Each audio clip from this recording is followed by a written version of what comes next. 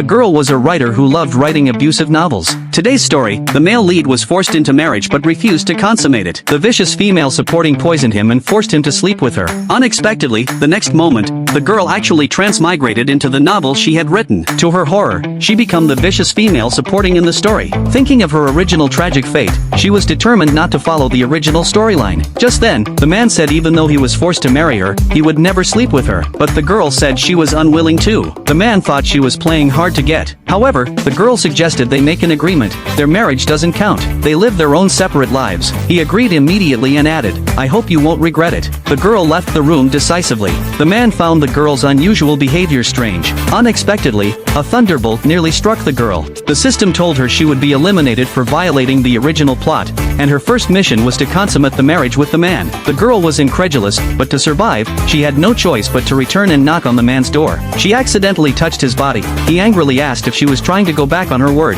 The girl said it was her first marriage and she had just been a little nervous. Then she walked into the room and said she was worried he might feel lonely and wanted to stay with him. But he said it was unnecessary. The girl refused to leave, so he had her carried away by his servants. But the girl didn't give up. She came back again with a bottle of wine. She said after drinking this farewell wine, she would leave and never bother him again. But he saw through her trick and suspected she had added something to the wine. Hurt by his distrust, she drank a cup to prove her innocence. He then told her to drink his cup too, but she said she was full. He held the cup up to her, she drank it. But the next second, she hugged him and fed the wine from her mouth to his. The man froze in shock.